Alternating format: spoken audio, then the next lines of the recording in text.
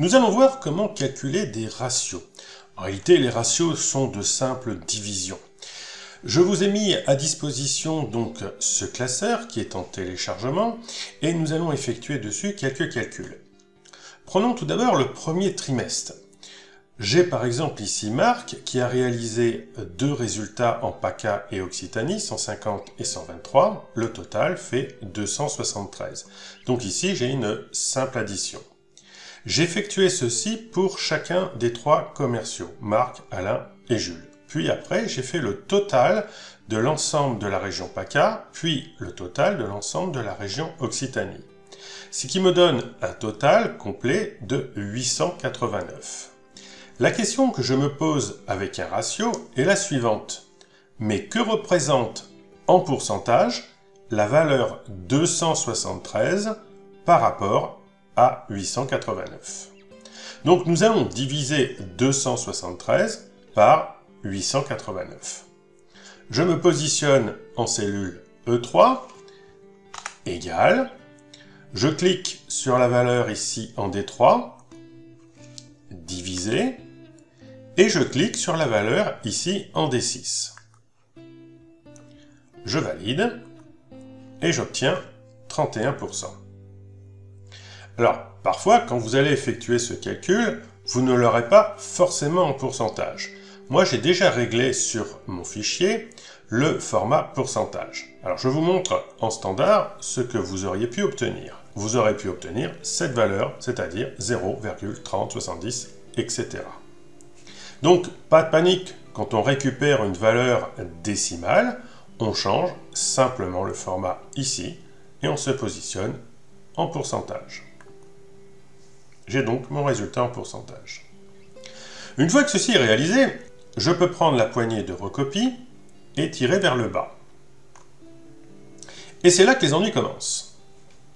En fait, je me retrouve avec des messages d'erreur, div 0 ou valeur. Pourquoi? Tout simplement parce que quand je recopie ma formule qui est ici en E3, je descends d'une ligne. Je descends d'une ligne pour la valeur 273, qui passe à 398, mais également pour le 889, qui passe en dessous à rien du tout. Et rien du tout, c'est 0. 398 divisé par 0, ça fait une erreur de division par 0. Regardez bien, j'ai une formule qui fait D4 divisé par D7. Alors ça, c'est le fonctionnement basique d'Excel. On dit qu'on travaille en référence relative.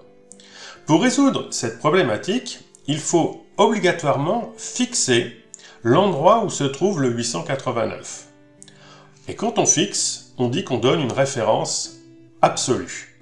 C'est avec les signes $. Allez, je refais la formule, donc j'annule ma recopie. Je reviens sur ma formule qui est ici, donc en E3, et je vais venir cliquer juste au niveau du D6 dans la formule de calcul. Puis, je vais appuyer sur la touche F4 de mon clavier, une seule fois. Alors je précise, pour les gens qui ont un ordinateur de bureau, c'est la touche F4 du clavier. Pour les gens qui ont un ordinateur portable, il faut faire attention, 9 fois sur 10, cette touche fonction n'est pas accessible directement. Il faut utiliser une combinaison de touches qui est FN F4. Regardez bien votre ordinateur portable s'il n'y a pas une touche qui s'appelle FN. En règle générale, elle est en bas à gauche de votre clavier. Donc F4 ou FN F4. Je suis équipé d'un ordinateur de bureau, donc j'appuie sur F4. Une fois. Cela change donc le D6 en $D, $6. Ces signes $ indique que j'ai fixé la colonne et que j'ai fixé la ligne. Donc ça veut dire que lors des recopies, Excel ne va pas faire bouger cette référence. Elle reste figée. Regardez ce qui se passe. Je valide, je prends la poignée, je tire vers le bas, et là, tous mes résultats sont calculés, et j'ai même 100% sur mon dernier ratio. 100%, ça prouve effectivement que l'ensemble des trois ratios qui sont au-dessus sont égales à 100%. c'est pour moi une vérification, je suis sûr d'avoir réussi mon calcul. Refaisons-le tranquillement sur le deuxième tableau pour commencer à s'y habituer. J'ai exactement la même configuration, cette fois-ci pour le trimestre 2. J'ai donc les résultats de mes 3 commerciaux, ici en jaune. J'ai fait les sommes en orange et je me propose de calculer le ratio. Je clique en cellule E10. Que représente 231 par rapport à 882?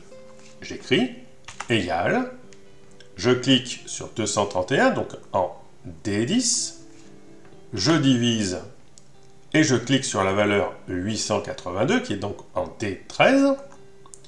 Et avant de valider, je n'oublie pas d'appuyer sur la touche F4 pour figer justement D13. Il rajoute les dollars. Je valide ma formule, j'obtiens 26%, je tire la poignée, j'ai bien tous mes ratios qui se sont calculés et le dernier bien à 100%, donc mon contrôle est juste. Donc vous voyez, la méthode est vraiment simple, mais elle est structurée, il ne faut pas louper d'étapes, il ne faut pas aller trop vite. Il faut bien comprendre le principe, je le refais encore une troisième fois. Donc égal D17 divisé par D20 et j'appuie sur la touche F4 pour avoir les dollars. Et je valide. Puis je recopie. Voilà, vous avez ce tableau pour vous entraîner. Ça permet très simplement de comprendre le système. On l'a même 4 fois pour bien comprendre et bien appliquer. Et on voit bien effectivement que cela fonctionne à chaque fois. À vous maintenant, et on se retrouve bientôt pour une prochaine vidéo.